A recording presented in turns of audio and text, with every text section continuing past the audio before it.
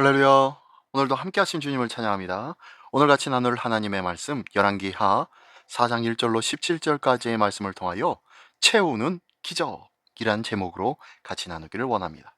자, 오늘 본문에서는요.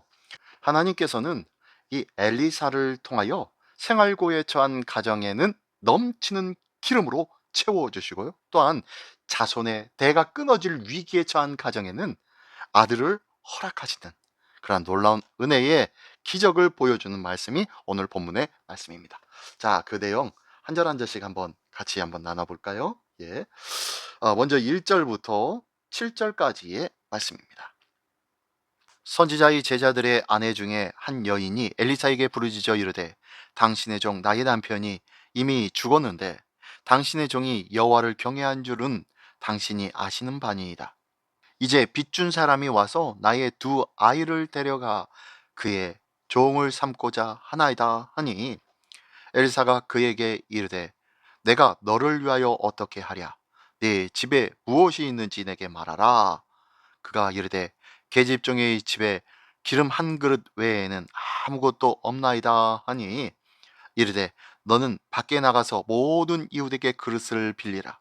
빈 그릇을 빌리되 조금 빌리지 말고 너는 내 두 아들과 함께 들어가서 문을 닫고 그 모든 그릇에 기름을 부어서 차는 대로 옮겨 놓으라 하니라. 여인이 물러가서 그의 두 아들과 함께 문을 닫은 후에 그들은 그릇을 그에게로 가져오고 그는 부었더니 그릇에 다 찬지라. 여인이 아들에게 이르되 또 그릇을 내게로 가져오라 하니 아들이 이르되 다른 그릇이 없나이다 하니 기름이 곧 그쳤더라.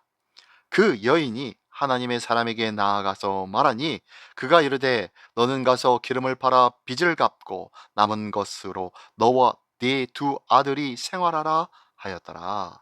아멘. 자, 우리가 잘 아는 내용의 말씀입니다. 과부가 친척이 아닌 선지자 엘리사에게 도움을 요청했다는 것은 오직 하나님만이 자신을 도와줄 수 있는 분이라고 믿는 그 믿음을 보여주고 있는 것입니다.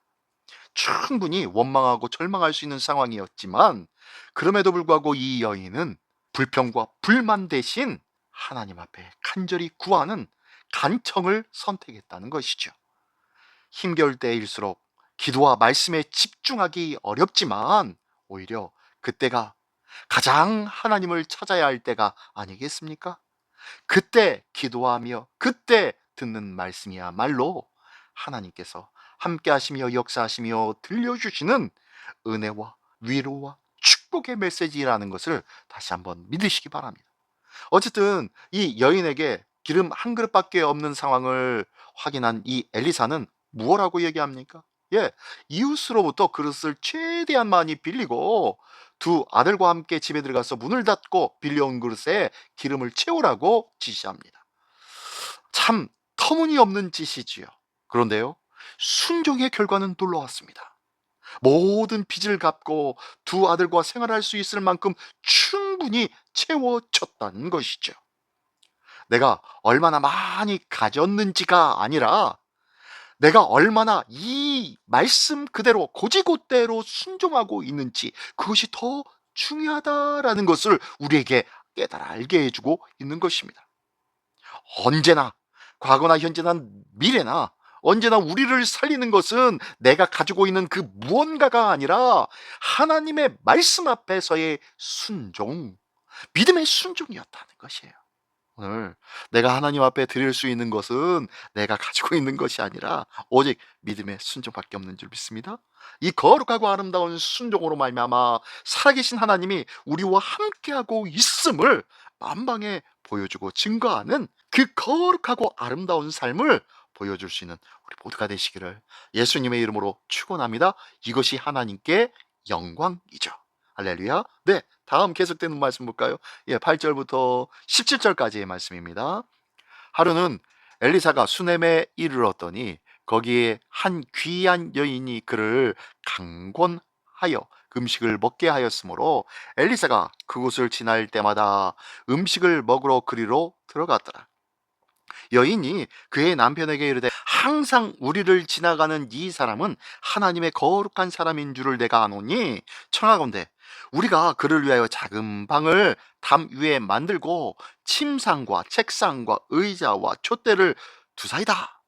그가 우리에게 이르면 거기에 머물리이다 하였더라.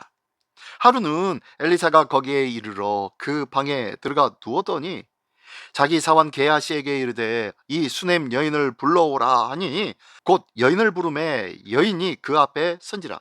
엘리사가 자기 사원에게 이르되 너는 그에게 이르라. 네가 이같이 우리를 위하여 세심한 배려를 하는도다. 내가 너를 위하여 무엇을 하랴? 왕에게나 사령관에게 무슨 구할 것이 있느냐 하니 여인이 이르되 나는 내 백성 중에 거주하나이다 하니라. 엘리사가 이르되 그러면 그를 위하여 무엇을 하여야 할까 하니 게하시가 대답하되 참으로 이 여인은 아들이 없고 그 남편은 늙었나이다 하니 이르되 다시 부르라 하여 부르매 여인이 문에 서니라. 엘리사가 이르되 한 해가 지나 이때쯤에 네가 아들을 안으리라 하니 여인이 이르되 아니로소이다. 내 주 하나님의 사람이여 당신의 계집종을 속이지 마옵소서 하니라. 여인이 과연 잉태하여 한 해가 지나 이때쯤에 엘리사가 여인에게 말한 대로 아들을 낳았더라. 아멘. 예. 이 내용 또한 우리가 또 많이 들어본 내용이죠. 예. 엘리사는 수냄 여인의 그 호의와 세심한 배려를 통해서 삶의 필요한 부분들을 체험을 받게 되어지죠. 이 여인은 엘리사가 하나님의 사람인 줄을 알아보았고 또한 없는 것 때문에 애달파하지 않고 지금 있는 것으로 애써가며 이 하나님의 사람을 섬겼던 자지요. 자족할 줄 모르고 자손마저 잃어버린 탐욕의 시대에 우리는 살고 있지 않습니까? 그러나 우리는 무엇에 애달파하고 무엇에 애쓰고 있는지 돌아보기를 원합니다. 내게 없는 것만 바라보면서 내게 있는 것을 하찮게 여기고 무가치하게 여기며 배려하며 나누고 섬기는 일들을 꺼려하고 무시하고 있지는 않았습니까? 오늘도 우리 주변에 있는 자들을 바라보며 내게 있는 것으로 그들과 함께 나눔에 기뻐하며 감사하며 사랑으로 나눌 수 있는 우리 모두가 되기를 원합니다. 자, 이렇게 앞의 내용과 이 두 번째 내용을 보면 어떻습니까? 엘리사는 자식을 잃을 위기에 있는 여인에게는 기름이 넘치도록 하는 기적을 베풀어 주었고 또한 자식이 없는 수냄 여인에게는 아들을 낳는 기적으로 채워 줍니다. 누가 역사하시는 거요? 예, 하나님이 엘리사를 통하여서 하나님의 그 은혜와 긍휼을 보여주고 있는 것입니다.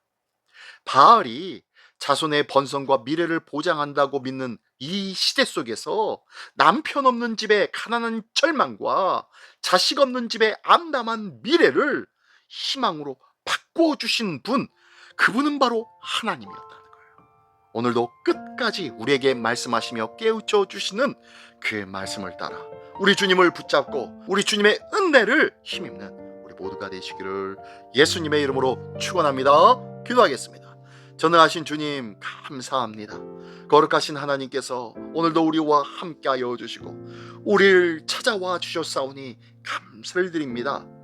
우리가 주를 부르짖고 찾아갈 때에는 결코 외면하지 아니하신 하나님, 때로는 우리의 삶 속에 찾아오셔서 부족하고 나약하고 연약한 부분들을 채우시고 붙잡아 주시고 강건케 하여 주시는 그 하나님의 은혜를 날마다 잊지 않고 감사하며 기뻐하며 자랑하며 사는 오늘 하루의 삶이 되게 하여 주시옵소서. 주님 힘주시고 지혜주시고 믿음 더하여 주시옵소서. 감사를 드리며 예수 그리스도의 이름으로 기도드리옵나이다. 아멘.